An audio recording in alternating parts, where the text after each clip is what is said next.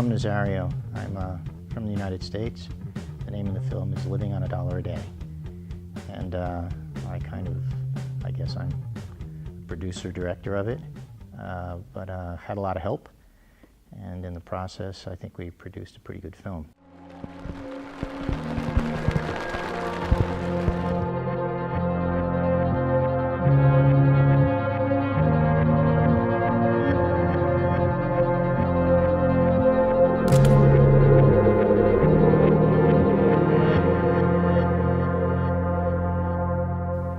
The film is actually based on the making of this book, which I wrote a couple of years ago. When we made the book, we traveled to 10 different countries all over the world, and we tried to capture the lives of the world's poor, how they got through their day, what were their challenges, and I wanted to tell their story because we spend an awful lot of time telling the story of the rich and the famous, but not enough time about the world's poor, who really take care of, in many ways, all of us. This used to be the lagoon. This is now a tidal creek that is a dump site between the shanties where these orphans are living, sleeping on the floor, breathing in the smoke every day from the fires of the burning of the electronics. Contrary to what a lot of people believe, most of the electronic waste is not inherently valuable. It actually is a service that is needed to be done to take care of the toxic materials in it. Some things, of course, are valuable. There's some gold, there's some copper in circuit boards, but most of the material is problematic and is actually can be quite toxic. The main editor and videographer was George Rosenfeld, and he spent a lot of time with us. He loved the project, and he decided that this was going to be a big project for him over the next couple of years. He's established his own nonprofit, and he's continuing to work on issues related to this. And our photographer, who has won the Pulitzer Prize for her photojournalism, was also a very, very big part of this project. Renee Beyer is her name. She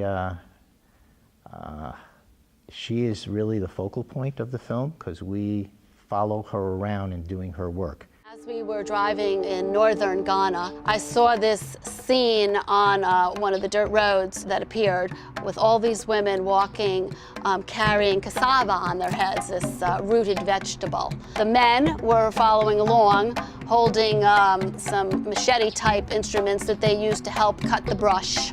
But you never saw them ever carrying these heavy loads on their heads.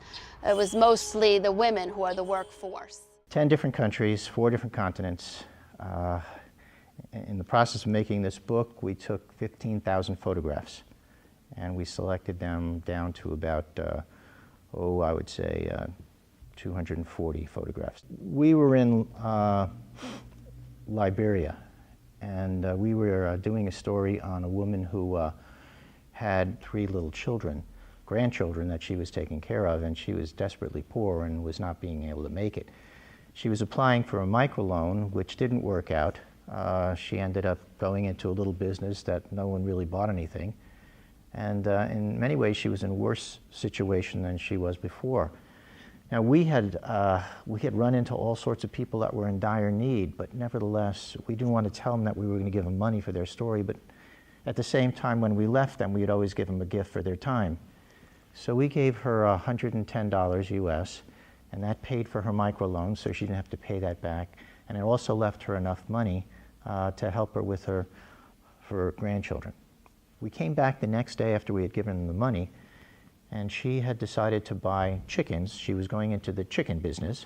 She was going to sell eggs, but she cooked about 1/3 of her chickens to share with her village because all of her friends had helped her through this very, very difficult time. And so they were having a party with these chickens and eating, and for the first time having a nice meal in many, many years.